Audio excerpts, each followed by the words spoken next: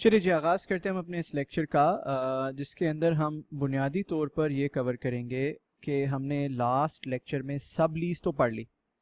However अब सब lease के हवाले से कुछ मज़ीद आस्पेक्ट्स कवर करेंगे टू इंश्योर कि वो चीज़ें जो एग्ज़ाम में आज तक टेस्ट नहीं हुई वो हम कवर कर लें सो दैट फ्यूचर में हम एग्ज़ाम्स के लिए रेडी हो जाएं। ठीक है जी। हमने लास्ट लेक्चर में सब लीज के हवाले से क्या पढ़ा था? हमने लास्ट लेक्चर में सब लीज के हवाले से ये पढ़ा था कि जब फॉर एग्जांपल एक लेसी है, उसने एक एसेट लिया हुआ है एक लेसर से और वो उस एसेट को आगे किसी को दे देता है, ठीक है ना, ऑन अ लीज, तो इस लीज को, इस सेकंड लीज को हम सब लीज कहते हैं। इस सेकंड लीज में जो है वो जो लेसी है वो लेसर बन जाता है, बिकॉज टेक्निकली इंटरमीडिएट लेसर बोलते हैं इसे। टेक्निकली इस लीज में ये लेसर है, ठीक है ना। और जो दूसरी लीज होती है उसको हेड लीज बोलते हैं। तो ये हेड लेसी है लेकिन इंटरमीडिएट लेसर है। ये साहब जो हैं ये हेड लेसर हैं और ये साहब जो हैं ये इंटरमीडिएट लेसी हैं। यही पढ़ा था हमने लास्ट क्लास में। फिर हमने थोड़ी सी इसकी अकाउंटिंग भी पढ़ी थी। हमने इसको देखने के बाद ये देखा था कि जी जो क्लासिफिकेशन होती है किसी भी सब लीज की, उसको ये साहब जो इंटरमीडिएट लेसर साहब हैं, क्योंकि ये लेसर हैं यहाँ पे, तो इनके लिए ये ऑपरेटिंग लीज भी हो सकती है और फाइनेंस लीज भी हो सकती है। तो ऑपरेटिंग वर्सेस फाइनेंस कैसे देखा जाता है।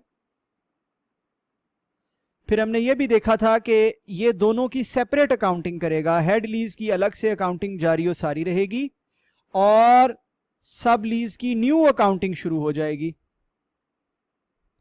फिर हमने ये भी देखा था कि जो सब लीज की अकाउंटिंग होगी, अगर तो वो ऑपरेटिंग लीज है तो सिंपल आरओयू एसेट जो है वो हेड लेसी के पास ही रहेगा।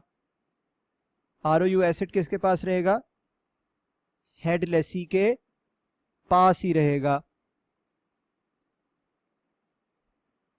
और अगर वो फाइनेंस लीज है तो आरओयू एसेट को डी रिकॉग्नाइज कर दिया जाएगा।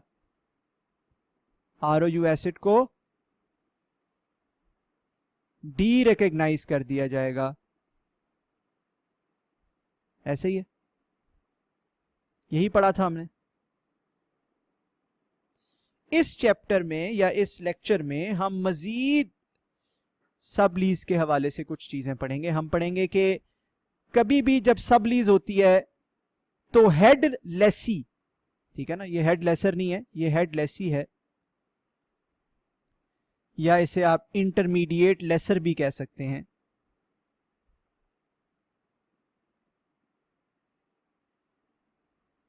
ये इंटरेस्ट रेट क्या यूज करेगा? क्या कोई IRIL बनाएगा? क्या बनाएगा? फिर हम पढ़ेंगे सब लीज की क्लासिफिकेशन, ऑल्दो हमने पढ़ी थी ऑपरेटिंग वर्सेस फाइनेंस, उसके हवाले से कुछ मजीद चीजें देखेंगे। और फिर देखेंगे कि अगर कोई लीज की एक्सटेंशन की असेसमेंट है कि क्या मैं लीज टर्म एक्सटेंड कराऊंगा या नहीं, तो उस पे सब लीज का क्या फर्क पड़ता है, ये भी जरा हम चीज इसका भी जायजा लेंगे कि ये इस किस्म की भी एक प्रोविजन है आपके IFRS 16 में मौजूद, उसका क्या मतलब है। ठीक है जी, आइए वन बाय वन सारी चीजों को आगाज करते हैं। सबसे पहले हम देख लेते हैं what is the interest rate used for sublease accounting by head lessee या इंटरमीडिएट लेसर। तो सबसे पहले जो इंटरमीडिएट लेसर साहब हैं, वो साहब जो दरमियान में है लीज ट्रांजैक्शन के, जो सबसे रेलेवेंट पार्टी है जिसकी अकाउंटिंग हमसे पूछी जाती है पेपर में, वो इंटरमीडिएट लेसर साहब इंटरेस्ट रेट क्या यूज करेंगे लीज की अकाउंटिंग के लिए? What interest rate will they use? अब ये एक्सप्लेन क्यों किया स्टैंडर्ड ने, बड़ा क्रिटिकल है ये बात, गौर से सुनिएगा। ये इसलिए क्रिटिकल है कि आम तौर पर लेसर साहब जो हैं वो IRIL यूज करते हैं। कोई भी लेसर होगा वो IRIL यूज करेगा। क्या ठीक कह रहा हूं मैं ये बात? यही पढ़ाया मैंने आपको। हाउएवर यहां पे असल में ये लेसर नहीं है, असल में अगर ये एक एसेट है तो असल में हेड लेसर साहब ने ये एसेट दिया है हेड लेसी को, और हेड लेसी ने क्या किया है, उसने इंटरमीडिएट लेसर बन के इस एसेट को आगे सब लीज कर दिया। ऐसे ही है,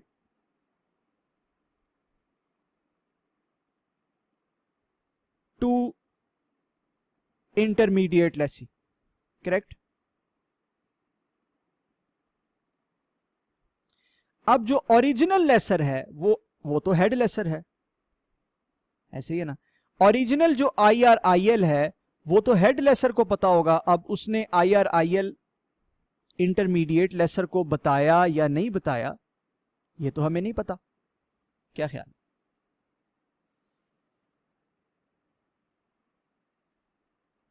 तो यहां पे स्टैंडर्ड एक ऑप्शन देता है, वो कहता है जी जो इंटरमीडिएट लेसर है वो अपना IRIL बनाएगा, they will create an IRIL। अच्छा, वो IRIL क्या होगा?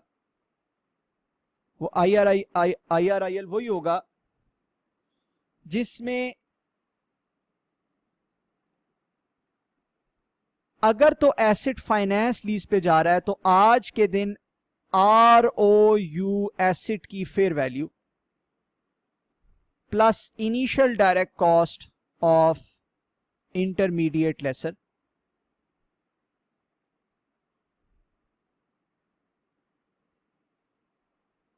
फ्यूचर की सारी पेमेंट्स जो हैं उनकी प्रेजेंट वैल्यू इसके बराबर हो जाए। Present value of lease payments plus UGRV, जो भी UGRV इसको मिलनी है, ठीक है ना, वो इसके बराबर हो जाए। ठीक है, अगर इसको UGRV नहीं मिलनी तो फिर UGRV नहीं ली जाएगी, क्यों? क्योंकि एसेट हो सकता है अल्टीमेटली इसके पास वापस जाना हो। अगर इसको UGRV मिलनी है तो फिर UGRV ली जाएगी। तो ये जो इंटरमीडिएट लेसर है ये खुद से डिटरमिन करेगा कि फर्ज करें आज ROU एसेट की फेयर वैल्यू है 100 मिलियन, आज उसने 5 मिलियन की आईडी सिंकर की है तो ये बनता है 105 मिलियन। वो ये देखेगा कि मुझे फ्यूचर में कितनी लीज पेमेंट्स मिल रही हैं, फर्ज करें 20 मिलियन पर एनम, तो वो ये देखेगा कि 20 मिलियन पर एनम है और से फॉर एग्जांपल फॉर 7 इयर्स है, तो वो ये देखेगा कि इनको मैं किस रेट पे प्रेजेंट वैल्यू करूं तो जवाब 105 के बराबर आ जाता है। ये BFD में मैं पढ़ाता हूं ये निकालने का तरीका, इसको कहते हैं IRR टेक्निक। FR के कोर्स का ये हिस्सा नहीं है लेकिन BFD में हम इसको पढ़ाते हैं, और इस टेक्निक से बताया जा सकता है, निकाला जा सकता है कि किस रेट पर आप 20 मिलियन पर एनम को प्रेजेंट वैल्यू करें तो वो 105 मिलियन बनता है। ठीक है जी, सो IRR अप्लाई करके ये रेट बनाया जा सकता है। आपसे एग्जामिनर नहीं बनवाएगा, मैं सिर्फ आपको एक प्रैक्टिकल नुक्ता बता रहा हूं। यहां पर ये रेट बनता है जी 7.75%। अगर आप 20 मिलियन की सालाना इंस्टॉलमेंट्स को 7.75% पे डिस्काउंट करें तो जवाब 105 आता है। तो स्टैंडर्ड कहता है इंटरमीडिएट लेसर जो है वो यूं अपना IRIL बना सकता है। अगर उसको ओरिजिनल लीज का IRIL नहीं पता कोई बात नहीं, वो अपना IRIL खुद बनाएगा। बात समझ आ गई? तो ऐसे हो सकता है कि आपको इंटरमीडिएट लीज का IRIL अलग दिया हो, हेड लीज का IRIL अलग दिया हो, तो आप कौन सा यूज करेंगे एग्जाम में? आप इंटरमीडिएट लीज का IRIL यूज करेंगे for sublease accounting, for sublease accounting. ठीक है जी, सब लीज का IRIL अलग दिया हुआ है तो आप ओरिजिनल लीज का IRIL इस्तेमाल नहीं करेंगे। ये बात क्लियर हो गई? जबरदस्त, परफेक्ट। दूसरी क्या चीज हमने पढ़नी थी? क्लासिफिकेशन ऑफ ए सब लीज। नाउ क्लासिफिकेशन के हवाले से हमने कुछ एस्पेक्ट्स डिस्कस किए थे लास्ट लेक्चर में। हावेवर मैं आपको कुछ मजेदार एग्जांपल्स देता हूं और इंशाल्लाह ताला वहां से आपको चीज समझ आ जाएगी।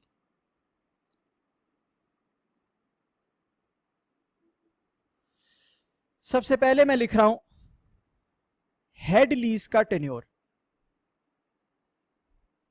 हेड लीज का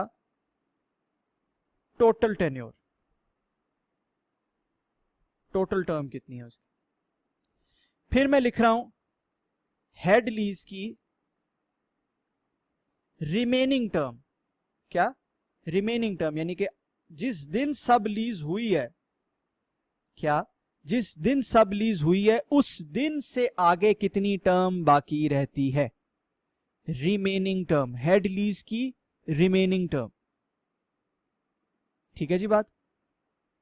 फिर मैं लिख रहा हूं नेचर ऑफ हेड लीज। क्या वो एक नॉर्मल लीज थी, या वो शॉर्ट टर्म लीज थी, या लो वैल्यू एसेट की लीज थी, वो क्या थी। ठीक है, और ये नेचर किसके लिए? लेसी के लिए, क्योंकि आपको पता है ये जो नेचर होती है कि short term lease, normal lease या लो वैल्यू एसेट की लीज, ये लेसी के लिए होती है। लेसर के लिए तो नेचर डिफरेंट होती है। लेसर के लिए तो या वो ऑपरेटिंग होती है या वो फाइनेंस होती है। क्या क्या ख्याल है? ऐसे ही है ना। ये लेसी के लिए, जिसको आप हेड लेसी कह सकते हैं, जो आपका इंटरमीडिएट लेसर है, यानी कि हेड लीज में जो लेसी है, यानी कि जनरली एग्जाम में जिसके पर्सपेक्टिव से आपसे सवाल पूछा जाता है, आप इसको अपना आप समझ लें, ये आप हैं, you. Head lessee is you. Head lessee या इंटरमीडिएट लेसर, ये जो दरमियान वाली पार्टी होती है, ये कौन है? ये आप हैं। वाई? बिकॉज एग्जाम में इस पार्टी के पर्सपेक्टिव से आपसे सवाल पूछा जाता है। बात समझ गए? अच्छा, तो फिर आपके पर्सपेक्टिव से ये नेचर ऑफ हेड लीज क्या थी। ठीक है जी। फिर टर्म ऑफ सब लीज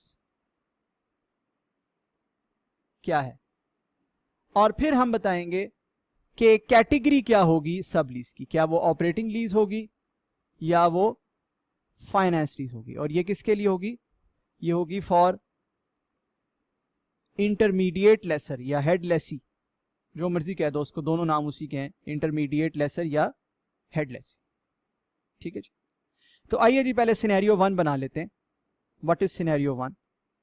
सिनेरियो 1 ये है कि जी जो टोटल टर्म थी हेड लीज की वो थी 10 साल। वो क्या थी? 10 साल। रिमेनिंग जो टर्म थी वो 6 ईयर्स थी। जिस दिन आपने सब लीज की 6 साल पीछे रहते थे। नेचर ऑफ हेड लीज या एसिड की जो नेचर है उस हेड लीज की, वो एक नॉर्मल लीज है। वो शॉर्ट टर्म लीज नहीं है, 1 साल से कम की लीज नहीं है, या वो लो वैल्यू एसिड की लीज नहीं है, तो नॉर्मल लीज है। सब लीज की टर्म फर्ज कर लीजिए 5 ईयर्स। अब जरा सोचिए अच्छी तरीके से और मुझे बताइए what will be the category of सब lease for the intermediate lessor, whether that will be an operating lease और ए फाइनेंस लीज। कैटेगरीज तो यही होती है ना किसी भी लेसर के लिए, चाहे वो इंटरमीडिएट लेसर हो या हेड लेसर हो, कैटेगरीज तो यही होती हैं, या ऑपरेटिंग होगी या फाइनेंस होगी। बताइए जी, क्या ऑपरेटिंग है या फाइनेंस है? वेरी गुड, ये फाइनेंस लीज है। क्यों? इसलिए कि 5 out of 6 years, 5 out of 6 years, एक मेजर पोर्शन उसकी रिमेनिंग जिंदगी का वो आगे सब लीज में गुजारेगी, तो it is more likely A finance lease. Very good, आगे चलते हैं जी। सिनेरियो 2 देखते हैं। सिनेरियो 2 ये था कि हेड लीज की टोटल टर्म थी 10 ईयर्स। ठीक है जी, हेड लीज की टोटल टर्म थी 10 ईयर्स। हेड लीज की रिमेनिंग टर्म जिस दिन सब लीज हुई 8 ईयर्स थी। नॉर्मल केस था, नॉर्मल एसिड था, कोई लो वैल्यू एसिड नहीं था। जो सब लीज की टर्म है वो है 3 ईयर्स। जी बताइए क्या कैटेगरी होगी ऑफ सब लीज? क्या ऑपरेटिंग होगी या फाइनेंस होगी for the intermediate lessor? Very good, it will be an operating lease. Why? Again मैं क्या देख रहा हूं, मैं 3 को डिवाइड कर रहा हूं 8 से, 3 को कंपेयर कर रहा हूं 8 से। 3 years is a small term, remaining 8 years is a very long term. ठीक है ना जी, तो मैं 3 को कंपेयर कर रहा हूं 8 से। बात समझ गए? ठीक है जी, वेरी गुड। आगे चलते हैं। सिनेरियो 3, फर्ज कीजिए जी हेड लीज की टोटल टर्म थी 20 ईयर्स, रिमेनिंग लाइफ उसकी रहती है 5 ईयर्स। एक नॉर्मल लीज थी ये, लो वैल्यू एसेट की लीज नहीं थी, और सब लीज भी हमने कर दी 5 ईयर्स के लिए। जी अब बताइए कि सब लीज इंटरमीडिएट लेसर के लिए क्या क्लासिफिकेशन होगी, फाइनेंस या ऑपरेटिंग? सोचिए।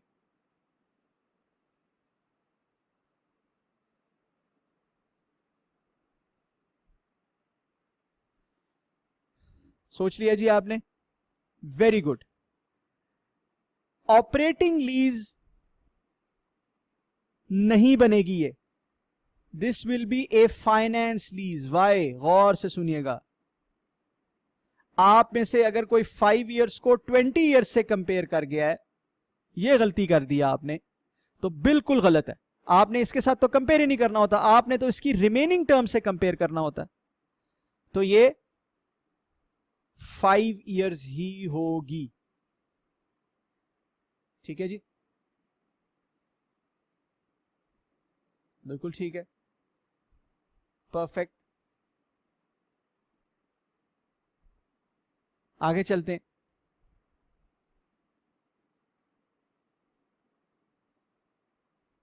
फिर सिनेरियो 4, फर्ज कीजिए हेड लीज जो है वो 11 महीने की है। कितने पीरियड की है?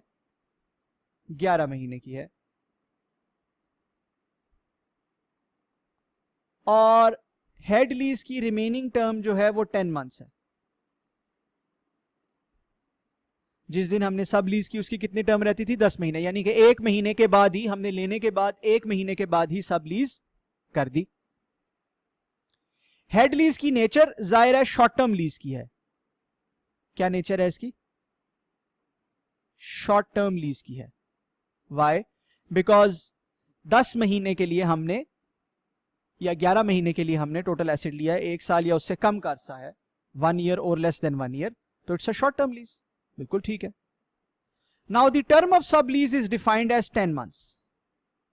It is defined as 10 months, यानी कि पूरे के पूरे 10 महीने के लिए it will be sub leased. जितनी रिमेनिंग टर्म है सारी की सारी के लिए सब लीज हो जाएगा। अब मुझे सोच के बताएं, what will be the category of the sub lease? सोचिए जी और बताइए, सोचिए और बताइए प्लीज। ये है बड़ा मजेदार चीज, याद रखिए यहां पे the category will be operating lease always. Why? गौर से सुनिएगा, मैं आपके सामने पूरा ड्रॉ करके आपको बताता हूं, गौर से सुनिएगा। It will always be an operating lease. क्यों? ये स्लाइड देखें। स्टैंडर्ड कहता है, स्टैंडर्ड का पैराग्राफ है कि अगर तो हेड लीज एक शॉर्ट टर्म लीज हो, तो ऐसे लीज के अगेंस्ट जो सब लीज होगी वो हमेशा एक ऑपरेटिंग लीज होगी, वो कभी भी फाइनेंस लीज नहीं हो सकती। अब भला स्टैंडर्ड यूं ऐसा क्यों कहता है भाई? स्टैंडर्ड ऐसा इसलिए कहता है कि ये एसेट है, ये हेड लेसर है, उसने हमें शॉर्ट टर्म लीज के ऊपर एसेट दिया। तो मुझे सबसे पहले तो ये बताएं कि बीइंग ए लेसी, क्या शॉर्ट टर्म लीज पे लिया हुआ एसेट हम अपनी बैलेंस शीट में रिकॉर्ड करते हैं? बताएं जी, सबसे पहले तो ये सोच के बताएं कि बीइंग ए लेसी, क्या शॉर्ट टर्म लीज पे लिया हुआ एसेट अपनी बैलेंस शीट में रिकॉर्ड करते हैं? No, we do not record any asset because it is a short term lease. बल्कि हम तो जो भी एक्सपेंस होता है, रेंटल एक्सपेंस होता है, उसको साथ साथ ओवर द पीरियड रिकॉर्ड कर लेते हैं। सिर्फ और सिर्फ रेंटल एक्सपेंस रिकॉर्ड होता है। क्या ख्याल है? अब जब आपके पास कोई एसेट ही नहीं है, you do not record any asset, तो आप किस चीज की आगे सब लीज करेंगे? आप अगर फॉर एग्जांपल कहते हैं जी ये फाइनेंस लीज है फर्ज करें, तो आप फाइनेंस लीज में तो अपने पास से आरओयू एसेट डिलीट कर देते थे। आप तो लीज रिसीवेबल बुक करते थे और आरओयू एसेट डिलीट कर देते थे। यही करते थे ना? जब फाइनेंस सब लीज होती थी तो आप क्या करते थे? आप आरओयू एसेट डिलीट करते थे और आप लीज रिसीवेबल बुक करते थे। यहां तो आपके पास आरओयू एसेट है ही नहीं, तो आप अपनी बुक से डिलीट क्या करोगे? मसला समझ आया? लिहाजा ये कभी भी फाइनेंस सबलीज हो ही नहीं सकती। ये सबलीज हमेशा ऑपरेटिंग सबलीज होगी। ऑपरेटिंग लीज की इसकी अकाउंटिंग होगी। क्या आप यहां पे रेंटल एक्सपेंस बुक कर रहे हो, जो भी आपको ये इंटरमीडिएट लेसी देगा वो क्या बुक हो जाएगी? रेंटल इनकम के तौर पे बुक हो जाएगी। बैंक टू रेंटल इनकम उसकी एंट्री होगी। जो भी आपको इंटरमीडिएट लेसी देगा उसकी क्या एंट्री होगी? Bank to rental income. बात समझ गए जी? आई होप ये भी बड़ा क्लियर है। हमें पॉज करके तसल्ली से इसको देख लें। जबरदस्त, परफेक्ट। आगे चलते हैं जी। अब आते हैं सिनेरियो नंबर 5 पे, और ये बड़ा इंटरेस्टिंग सिनेरियो, गौर से देखिएगा। फर्ज कीजिए जी एक एसेट है जो 5 इयर्स के ऊपर लीज पे लिया गया। जैसे ही उसकी बाकी जिंदगी में 4 इयर्स रहते थे, कितने इयर्स रहते थे? 4 इयर्स रहते थे। फर्ज कीजिए ये एक एयर कंडीशनर था, एसी था, एयर कंडीशनर था। जैसे ही उसकी जिंदगी में पीछे 4 इयर्स रहते थे, वो सब लीज कर दिया गया। इनिशियली हमने इसे कहा कि ये एक लो वैल्यू एसेट है। क्या है? लो वैल्यू एसेट। ठीक है जी, ये क्या है? लो वैल्यू एसेट। हमने इसको सब लीज कर दिया और फर्ज कीजिए इसके सब लीज की टर्म भी 4 इयर्स थी। अब सोचें और बताएं कि क्या होगा। क्या ये एक फाइनेंस लीज होगी या ऑपरेटिंग लीज होगी? बड़ी इंटरेस्टिंग, ये बड़ी इंटरेस्टिंग चीज है। एक लो वैल्यू एसेट है, क्या ये फाइनेंस लीज होगी या ऑपरेटिंग लीज होगी? पॉज करें और सोचें। ऑलराइट, आई होप आपने सोच लिया है। आपको बहुत ही दुश्वारी होगी इसके जवाब में, गौर से सुनिएगा। यहां पे 2 चीजें होंगी जी, स्टैंडर्ड कहता है, और स्टैंडर्ड का स्पेसिफिक पैराग्राफ है इसमें। आप स्टैंडर्ड के बी पैराग्राफ्स में आएंगे ना, वहां पे B7 या B8 है, वो स्पेसिफिक पैराग्राफ है इसके ऊपर। ठीक है, स्टैंडर्ड कहता है सबसे पहली चीज, ये एसेट लो वैल्यू एसेट है ही नहीं। अगर आप ये कह रहे हो कि ये लो वैल्यू एसेट है तो ये गलत है। अच्छा जी, ऐसा क्यों कहता है स्टैंडर्ड? स्टैंडर्ड कहता है, स्टैंडर्ड का पैराग्राफ है, मैंने आपको रेफरेंस भी बताया है, बी में है, B7 या B8 है। वो कहता है कि अगर तो लेसी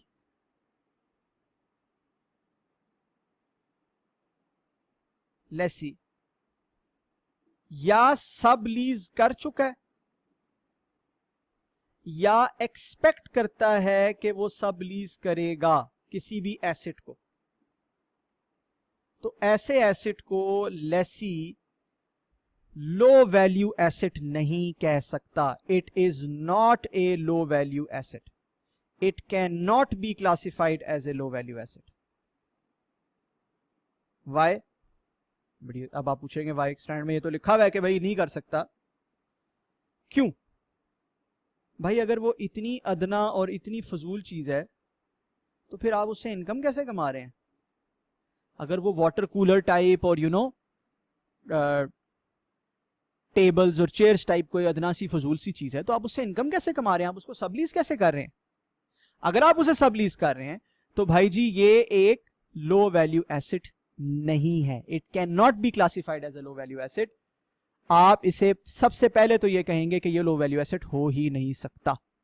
तो अगर एग्जामिनर आपको एग्जाम में गूगली कराने की कोशिश करे, क्या गूगली, वो कहे जी कि ये एक लो वैल्यू एसेट है, फॉर एग्जाम्पल कोई चेयर्स हैं, टेबल्स हैं, कोई लो वैल्यू एसेट है, और साथ ही आपको यह भी बता दे कि यार इस एसेट को आगे उसने सब लीज भी कर दिया है, तो आप उसे as a low value asset treat नहीं करोगे।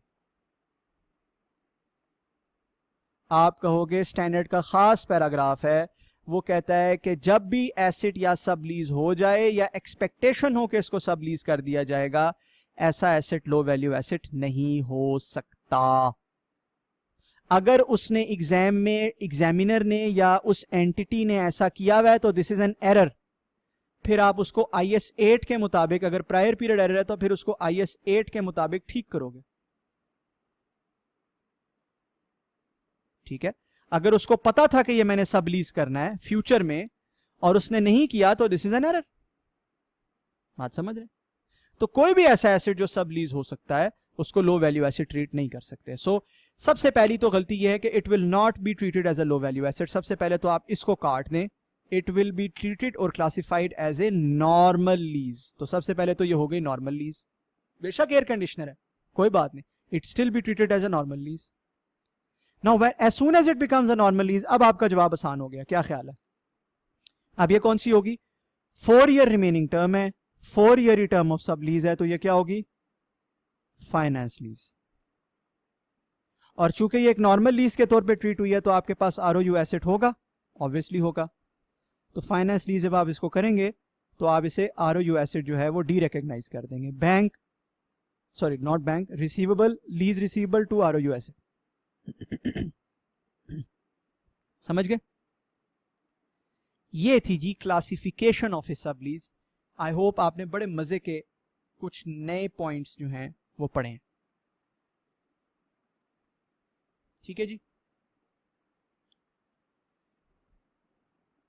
एक आखिरी चीज विच इज रीअसेसमेंट। तीसरी चीज मैंने कौन सी कही थी आपको? Reassessment of lease extension and सब लीज। इसका क्या रिश्ता है? गौर से एग्जाम्पल देखिएगा जी। पॉइंट नंबर 3 मैं आपको बताने जा रहा हूं। Reassessment of lease extension. यह भी स्टैंडर्ड का एक खास पैराग्राफ है जो इस बात को कहता है, इसलिए मैं आपको यह पढ़ा रहा हूं।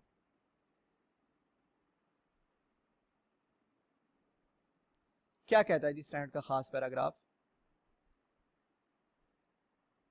कहता है जी कि फर्ज कर लें, एग्जाम्पल ले लें आप। एग्जाम्पल ये है कि एक लीज है जिसमें हम लेसी हैं, हम लेसी हैं। लीज की जो टर्म है वो इनिशियली डिसाइड हुई थी 5 इयर्स। हाउएवर उसमें एक क्लॉज था कि it can be extended by 10 years, यानी कि टोटल लीज जो है वो 15 इयर्स की हो सकती है। टोटल टर्म क्या हो सकती है? वो 15 इयर्स हो सकती है। ठीक है जी।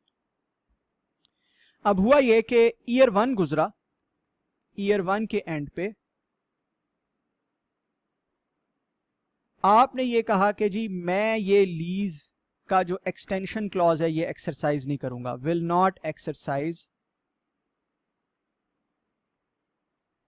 Extension clause. तो क्या तस्वर किया जाएगा पूरे फर्स्ट ईयर की अकाउंटिंग में? क्या लीज टर्म ली जाएगी? आप फर्स्ट ईयर की अकाउंटिंग के लिए लीज टर्म लोगे 5 इयर्स, कि 5 ईयर के हिसाब से ये होना। ठीक है जी। ईयर 2 के एंड पे हमने कोई चीज एसरटेन नहीं की, हमने कोई चीज एसरटेन नहीं की, हमने ये नहीं देखा कि हम एक्सटेंड करेंगे या नहीं करेंगे। तो अगेन यही अज्यूम किया जाएगा will not exercise extension clause. तो टोटल लीज टर्म क्या ली जाएगी? 5 इयर्स। ठीक है जी। ईयर 3 के एंड पे ये टोटल लीज टर्म है, ये रिमेनिंग लीज टर्म नहीं है, टोटल लीज टर्म। ईयर 3 के एंड पे अब हमने ये डिसाइड तो नहीं किया कि हम एक्सरसाइज करेंगे या नहीं करेंगे, लेकिन एक काम हमने और किया। क्या? हमने एसेट को सब लीज कर दिया फॉर 7 इयर्स। कितने अरसे के लिए सब लीज कर दिया? 7 इयर्स के लिए। भाई हम 7 इयर्स के लिए कैसे सब लीज कर सकते हैं? 3 साल तो हमें हो गए हैं, 7 साल मजीद डालेंगे ये तो 10 साल बन जाती है। तो हम 7 साल के लिए कैसे सब लीज कर सकते हैं? ये तो 10 साल बन गए ना हमारी टोटल लीज टर्म। इसका मतलब क्या है? हमने ये डिसाइड नहीं किया कि हम एक्सटेंड करेंगे या नहीं करेंगे, बट हमने 7 साल के लिए लिखा हुआ एग्जाम में ये नहीं बताया कि जी उसने डिसाइड किया या नहीं किया, लेकिन ये लिखा हुआ है कि उसने सब लीज कर दिया उसको 7 ईयर्स के लिए। जब सब लीज कर दिया तो उसका क्या मतलब है? इसका मतलब है कि ऑटोमेटिकली हमारी ये असम्पशन है कि we will extend the clause, will take the extension option. क्या ख्याल है? स्टैंडर्ड में भी यही लिखा हुआ है। स्टैंडर्ड का एक स्पेसिफिक पैराग्राफ है जो लीज टर्म को बयान करता है, बी पैराज में एक पैराग्राफ है, और वो कहता है कि जब कोई भी इस तरह से बियॉन्ड द इनिशियल पीरियड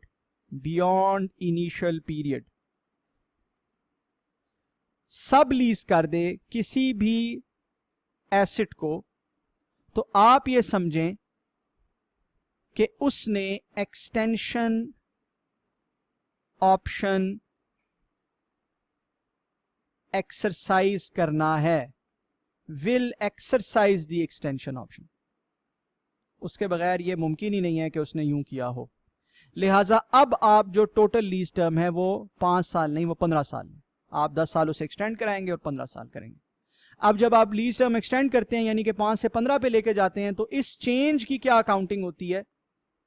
इस चेंज की क्या अकाउंटिंग होती है? मैंने आपको ऑलरेडी पढ़ाया हुआ नहीं पढ़ाया हुआ? बिल्कुल पढ़ाया हुआ। ठीक है ना जी। ये था हमारा छोटा सा सिंपल सा लेक्चर जिसमें हमने सब लीज के हवाले से 3 मजीद चीजें सीखी। हमने क्लासिफिकेशन पे बात की, लीज एक्सटेंशन के साथ कैसे सब लीज लिंक होती है उस पर बात की, और साथ ही साथ हमने डिस्काउंट रेट पर भी बात की। आई होप आपको समझ आ गया। Thank you very much.